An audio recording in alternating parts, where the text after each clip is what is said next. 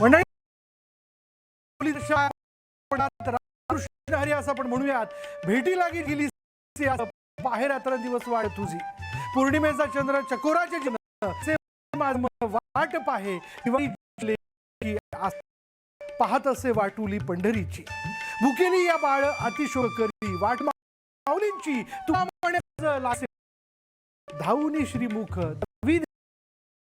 महाराष्ट्राच्या मनात भक्तीचा, समतेचा आणि प्रेमाचा दीप प्रज्वलित करणारी पंढरीची वाट,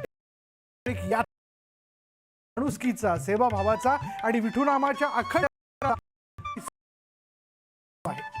भेटी लागे जीवा लागेलीच यास या संत वचनाप्रमाणे प्रत्येक वाद्यात विठ्ठल भेटीची ओढ ओढीचा आणि भक्तीचा आणि त्या अनुभूतीच्या प्रवासापासून न्यूज आपण सुरुवात करत आहोत। भेटी लागे जीवाच्या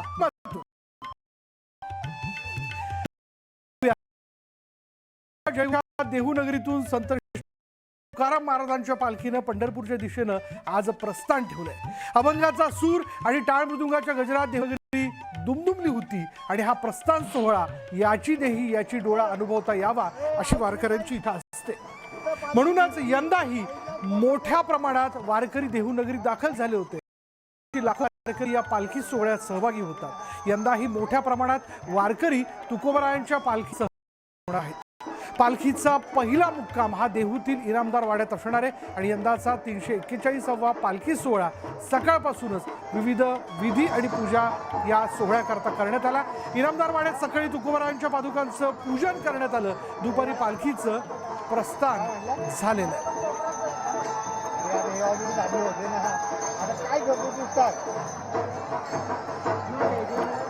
त्यामुळे या पालखी सोहळ्याला आजपासून सुरुवात होत असताना अर्थात विठुरायाच्या दर्शनाची ओढ देखील टोकाची झालेली आहे। म्हणजे याची देही याची डोळा या सगळ्या सोहळ्याची दृश्य आपण न्यूज 18 मराठीच्या माध्यमातून अनुभवणार आहात। पण हा पालखी सोहळा म्हणजे द्वैताकडून अद्वैताकडे जाण्याचा आहे। हा सोहळा आहे भक्तिभावाच्या दिशेने मार्गक्रमण करण्याचा। हा सोहळा आहे आनंद वारीत सहभागी होऊन टोकाचा उत्सव करण्याचा। संतांनी म्हटलेलं आहे की देवाच्या दर्शनाकरता म्हणून खरं तर देवाला वाजत गाजत न्यावं, म्हणून या देवाला वाजत गाजत नेण्याच्या या सोहळ्याला आजपासून सुरुवात झालेली।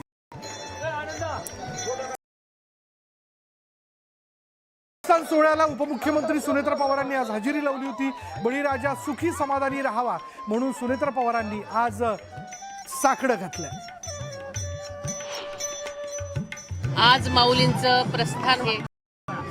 मी दरवर्षीप्रमाणे म्हणजे मी गेले जवळजवळ 19 वर्ष या पालखी उपस्थित राहत आलेली आहे।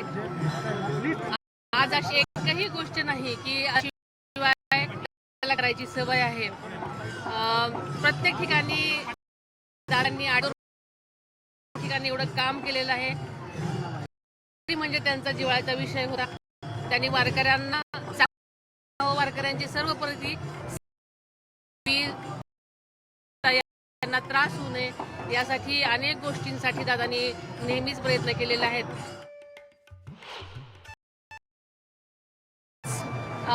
पांडुरंगाच्या चरणी साकड घालते की सर्वत्र अतिशय चांगला पाऊस पडू दे, माझा बळीराजा खुश राहू दे, त्यांना पेरण्या करण्यासाठी व्यवस्थित पाऊस पाड आणि बळीराजा सुखी तर संसार सुखी। त्याच्यामुळे नेहमीप्रमाणे मी सर्वत्र पाऊस पडू दे आणि सर्वांना सुखी ठेवा अशी मी त्यांना साकड घातलेलं आहे। मधून जगद्गुरु संत तुकाराम महाराजांच्या पालखीसोबत लाखो वारकरी पंढरपूरच्या दिशेनं मार्गक्रमण करतात। वारीत सहभागी होणाऱ्या वारकऱ्यांना वैद्यकीय सेवा देण्यासाठी वैद्यकीय पथकही वारीत सहभागी होतात। कारण सेवाभाव हा वारीमध्ये मोठा असतो आणि सेवाभाव हा असलाच पाहिजे संतांनी सांगितलेलं आहे। या अनुषंगाने वेगवेगळी पथकं वेगवेगळ्या पद्धतीची सेवा देऊ करतात। या पथकाशी आमच्या प्रतिनिधी प्रियंका लाठी यांनी केलेली ही खास बातचीत। सोपे जळतील पापे जन्मांतरीची, जगद्गुरु तुकाराम महाराजांच्या ओळीने आपण पालखी सोहळ्याच्या पहिल्या दिवसात सुरुवात करतोय। श्री क्षेत्र देहूनगरीमध्ये आता आपण आहोत आणि माझ्या मागे तुम्ही बघू शकता अतिशय सुंदर अशी सजावट जगद्गुरु श्री संत तुकाराम महाराजांच्या या मंदिराची केलेली आहे। चोहीकडे वेगवेगळ्या फुलांची ही सजावट करण्यात आलेली आहे। पण एक महत्त्वाची गोष्ट इथे आपल्याला लक्षात घ्यायला लागेल की 2020 आणि 21 नंतर अगदी म्हणजे 5 ते 6 वर्षानंतरच अशी परिस्थिती पहिल्यांदा आलेली आहे की अतिशय कमी लोकसंख्येमध्ये कमी वारकऱ्यांमध्ये हा सोहळा पार पडतोय. त्याचं कारण असं की मोठ्या प्रमाणामध्ये पाऊस इथे पडलेला आहे आणि या भागामध्ये नद्यांची पाणी पातळी मोठ्या प्रमाणामध्ये वाढली आहे आणि त्यामुळेच आधीच काळजी घेण्यासाठी प्रशासनाने इथे न येण्याचं आवाहन केलेलं आहे. स्वतः मुख्यमंत्री देवेंद्र फडणवीस यांनी सुद्धा आळंदी नगरीमध्ये न येण्याचं टाळण्याचं आवाहन वारकऱ्यांना केलेलं आहे आणि ते आवाहन पाळताना वारकरी आपल्याला दिसत आहेत. तरी सुद्धा थोडी काही वारकरी इथे आले आहेत. अतिशय सुंदर आणि आनंदामध्ये हा पालखी सोहळा उत्साहात साजरा करताना आपल्याला दिसतात. इकडे आपले महिला मंडळ आहे. तुम्ही खरं तर सेवेचं काम करताय वारकऱ्यांचं, कसं वाटतं? खूप छान वाटत आहे. ऍक्च्युली आम्ही इकडे आलोय सेवा करण्यासाठी, पण यांच्यासोबत या परिसरात रमून गेलो आहे आम्ही. म्हणजे आम्ही एका सेवा पण करत आहे आणि एका सेम टाइमला आम्ही यांच्यासोबत भक्तीचा आनंद सुद्धा घेतोय. तुमच्या चेहऱ्यावर मला दिसतंय की किती तुम्ही आनंदी आहात. काय वाटतंय, कसं वाटतंय? सेवा करता करता तुम्हाला वारीचा पण आनंद घेतात? खूप छान वाटत आहे. एकदम प्रसन्न झालं. समजत नाही. खूप अगदी काय वाटतंय? छान वाटतंय. खूप छान एक्सपिरियन्स आहे. एक डॉक्टर म्हणून यांच्यासाठी काम करते, त्याच्यामुळे छान वाटतंय आम्हाला. तर आपण बघतोय की या सगळ्या महिला डॉक्टर आहेत, पण या सुद्धा वारकऱ्यांमध्ये सहभागी झाल्यात, आनंद घेतात वारीचा. आणि जे काही थोडे वारकरी आलेले आहेत ते सुद्धा या पालखी सोहळ्याचा आनंद अतिशय सुंदरपणे वाढवतात. थोड्याफार प्रमाणात इकडे पाऊस आहे, पण आता पाण्याची पातळी वाढणार नाही याची आपण अपेक्षा करूया, कारण की हा सोहळा आहे आणि हा सोहळा व्यवस्थितपणे होणं अत्यंत गरजेचं आहे. तर आपण तीच अपेक्षा ईश्वरचरणी प्रार्थनाही करूया. कॅमेरामॅन हर्षद सोबत मी प्रियांका लाठी, न्यूज 18 मराठी, देहू. आषाढी वारीत दरवर्षी लाखो वारकरी सहभागी होतात. लहान थोर सगळेच या आध्यात्मिक सोहळ्यात सहभागी होतात.